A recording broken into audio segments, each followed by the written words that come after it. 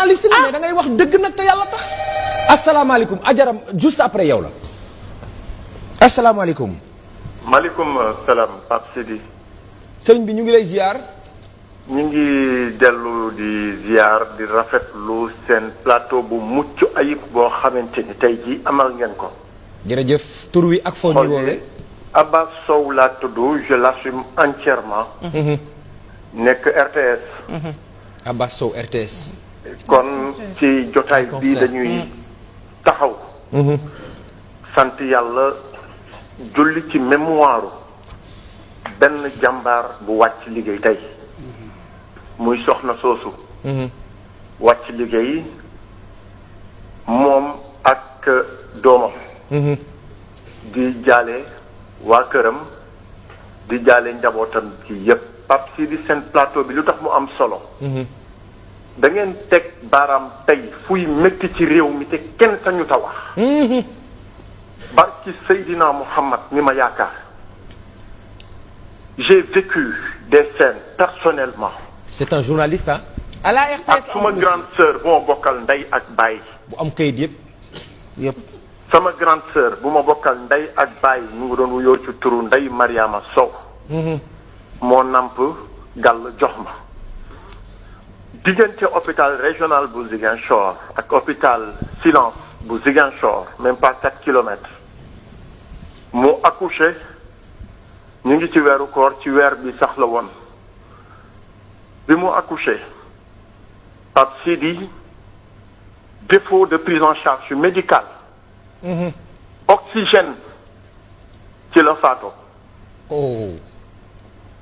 doomam mu nekkoon sama loxo màggee sama loxo ba ni mu toll ma maye ko mu sëy sama waajur bu jigéen fii ci CTO la nelawoo ci défaut de prise en charge correcte médicale.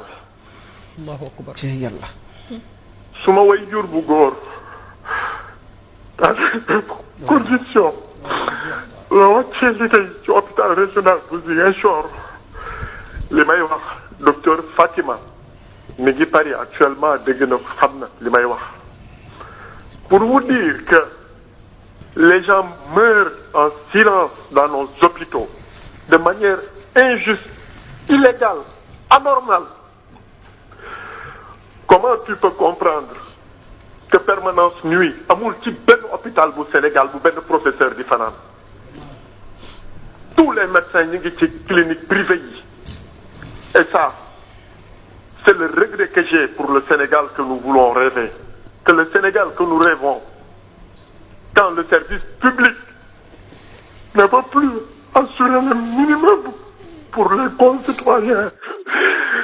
On a énormément de concitoyens yoo xam ne service public mënatul leen dara ci ñoom du seen jàng. massa grand massa.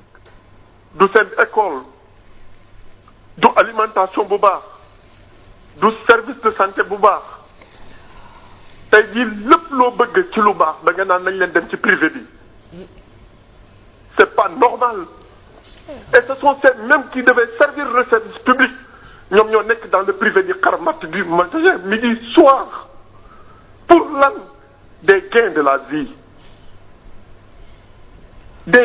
vie ñu nekk fii di tabax ay immeubles du n'importe quoi 2 médecins qui sortent même pas 1 an ñu nekk dans un luxe insolent ci loolu la ñuy dund Sénégal.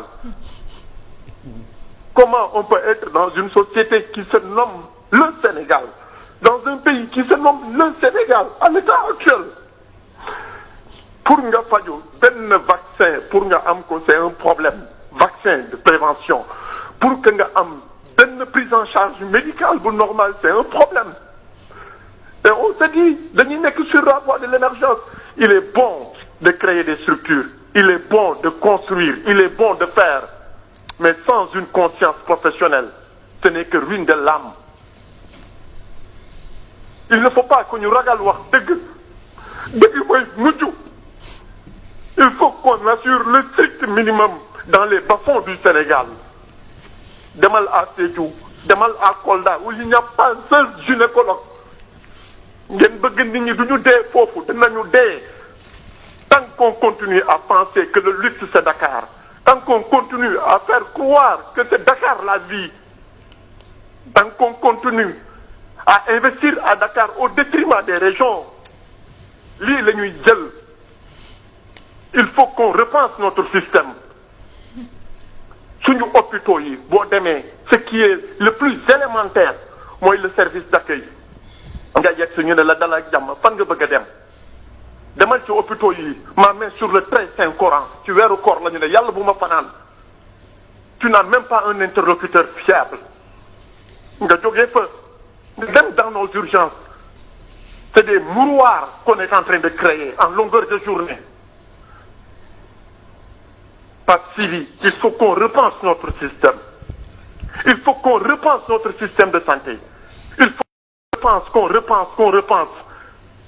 Et que l'homme, nous savons que le Sénégal, ce n'est pas les 4 coins de la ville de Dakar.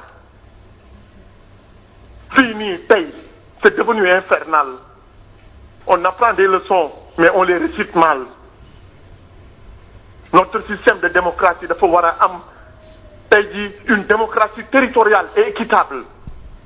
Amul pour nga am tey benn bëñ bu lay métti da ngay jógee dañee Touba ba Dakar pour nga gis sax nit faj la problème la nga bëgg opérer nekk urgence j'ai un vieux boo xam ni c'est li may wax